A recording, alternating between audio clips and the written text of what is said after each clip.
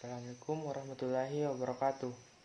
Perkenalkan, nama saya Asril Anansyamurti dari kelompok 11. Pada kali ini saya akan menjelaskan tentang aliran-aliran pendidikan. Aliran-aliran pendidikan adalah pemikiran-pemikiran yang membawa pembaharuan dalam dunia pendidikan. Pemikiran tersebut berlangsung seperti suatu diskusi yang berkepanjangan, yakni pemikiran-pemikiran terdahulu selalu ditanggapi dengan pro dan kontra oleh pemikiran berikutnya, sehingga timbul pemikiran yang baru.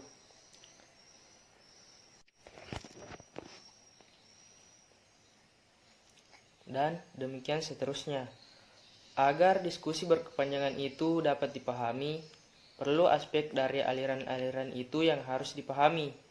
Oleh karena itu, setiap calon tenaga kependidikan harus memahami berbagai jenis aliran-aliran pendidikan. Pada setiap aliran pendidikan memiliki pandangan yang berbeda dalam memandang perkembangan manusia. Hal ini berdasarkan atas faktor-faktor dominan yang dijadikan sebagai dasar pijakan bagi perkembangan manusia. Aliran-aliran klasik dalam pendidikan. Yang pertama yaitu aliran empirisme. Empirisme berasal dari kata empiri, yaitu yang berarti pengalaman.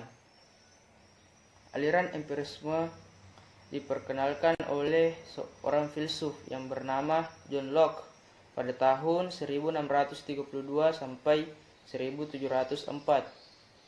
Aliran empirisme atau environmental menyatakan bahwa perkembangan seorang individu akan ditentukan oleh pengalaman selama perkembangan individu tersebut.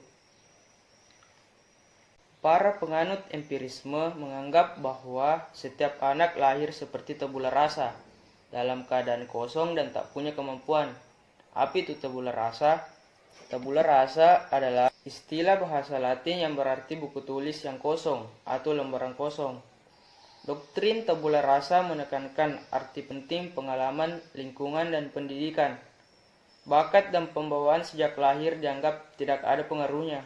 Yang kedua, aliran nativisme. Aliran ini sangat bertolak belakang dengan aliran empirisme. Aliran nativisme sangat dipengaruhi oleh seorang filsuf yang bernama Arthur Schopenhauer. Istilah nativisme dari asal kata nativus yang artinya terlahir. Nativisme adalah sebuah doktrin filosofis yang berpengaruh besar terhadap pemikiran psikologis. Aliran ini berpendapat bahwa manusia itu telah ditentukan oleh faktor-faktor yang dibawa manusia sejak lahir. Jadi, pendidikan tidak dapat mengubah sifat pembawaan. Dalam ilmu pendidikan, pandangan seperti ini disebut dengan pesimistis pedagogis.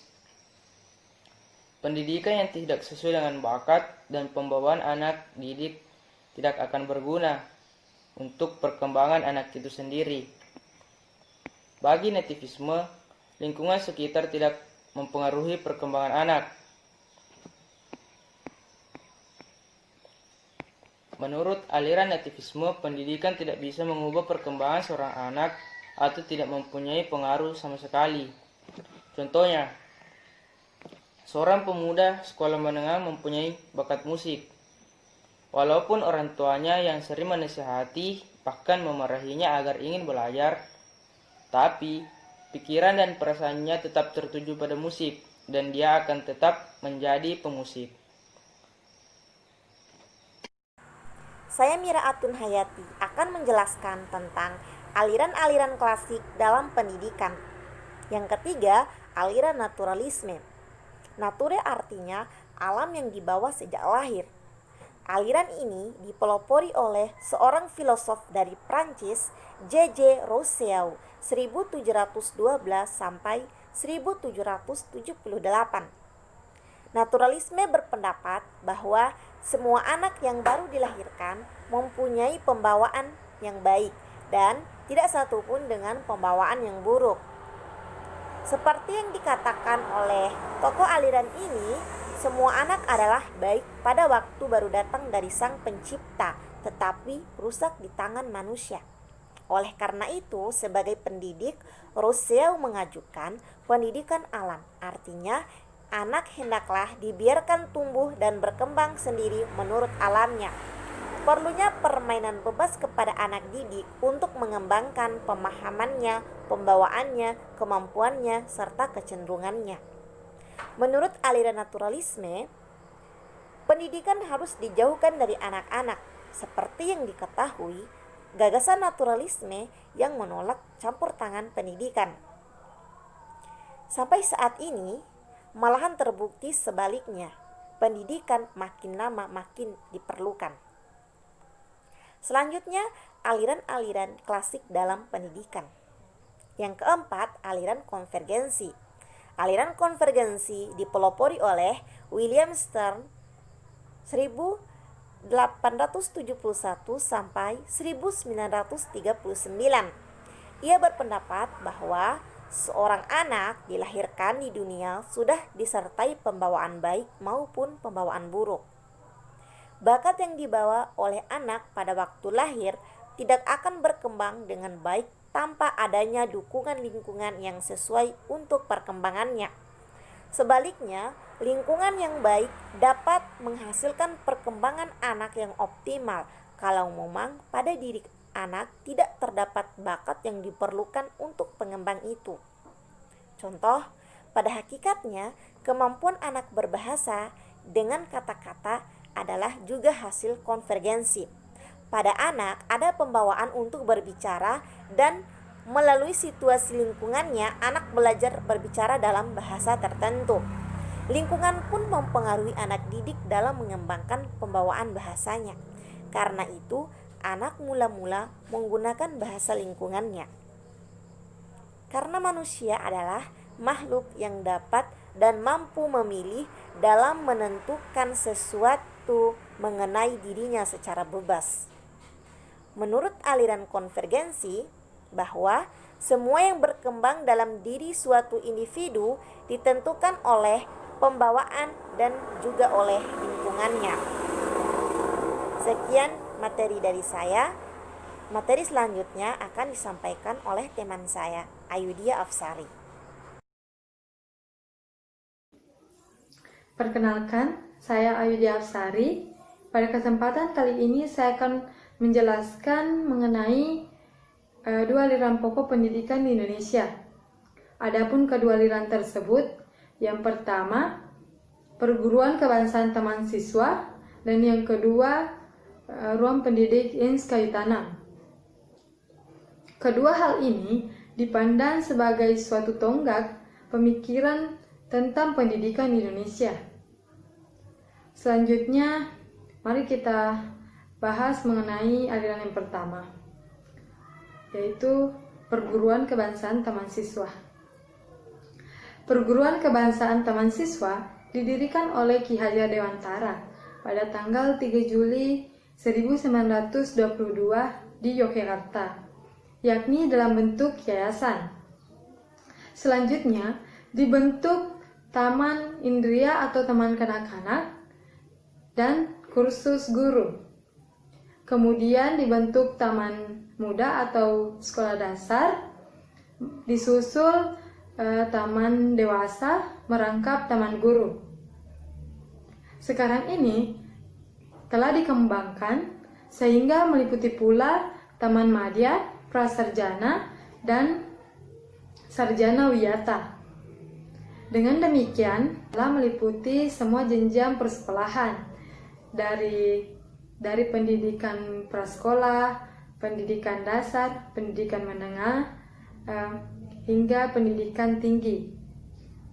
Nah, selanjutnya adapun prinsip dasar sekolah atau pendidikan taman siswa yang menjadi pedoman bagi seorang guru, yaitu Patra Tiloka. Adapun unsur dari Patra Tiloka, yang pertama Ingarsa Sung Tulada, yang artinya dari depan memberi teladan. Yang kedua, Ing Madia Mangunkasa, yang artinya yang dari tengah, membangun kemauan atau inisiatif. Dan yang terakhir, Tutwuri Handayani, yang artinya dari belakang mendukung.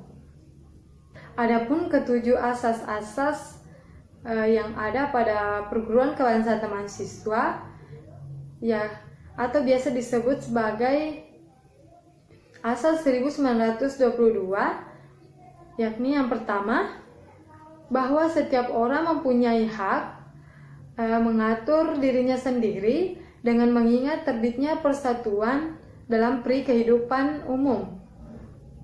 Yang kedua, bahwa pengajaran harus memberi pengetahuan yang berfaedah, yang dalam arti lahir dan batin dapat memerdekakan diri. Yang ketiga, bahwa pengajaran harus berdasar pada kebudayaan dan kebangsaan sendiri. Yang keempat, bahwa pengajaran harus tersebar luas sampai dapat menjangkau kepada seluruh rakyat. Yang kelima, bahwa untuk mengajar kemerdekaan hidup yang sepenuhnya, lahir maupun batin, hendaknya diusahakan dengan kekuatan sendiri dan menolak bantuan apapun dari siapapun yang mengikat, baik ikatan lahir maupun batin. Yang keenam, bahwa sebagai konsekuensi hidup dengan kekuatan sendiri, maka mutlak harus membelanjai sendiri segala usaha yang dilakukan. Yang ketujuh atau yang terakhir, bahwa dalam mendidik anak-anak perlu adanya keikhlasan lahir dan batin untuk mengorbankan segala kepentingan pribadi demi keselamatan dan kebahagiaan anak-anak. Ruang pendidik INS Kayu Tanam. Ruang pendidik INS Kayu Tanam didirikan oleh Muhammad Syafi'i pada tanggal 31 Oktober 1926 di Kayu Tanam, Sumatera Barat. Pada awal pendiriannya, INS Kayu Tanam hanya menyewa rumah penduduk dengan jumlah anggota atau murid awal itu 79 orang. Nah, sekolah ini mengalami pasang surut sesuai dengan keadaan Indonesia saat itu. Saya berpendapat bahwa dengan belajar sendiri, watak peserta didik akan terbentuk dan di kemudian hari dapat tumbuh menjadi orang dewasa yang merdeka, tidak hanya dengan jalan menghafal saja di sekolah. Selanjutnya, adapun asas dari ruang pendidik INS, yaitu yang pertama, berpikir logis dan rasional. Yang kedua, keaktifan dan kegiatan. Yang ketiga, pendidikan masyarakat. Dan yang keempat, memperhatikan pembawaan anak. Dan yang terakhir, menentang intelektualisme. Nah, itulah hal-hal yang mengenai dua aliran pokok pendidikan di Indonesia. Sekian dari saya, terima kasih.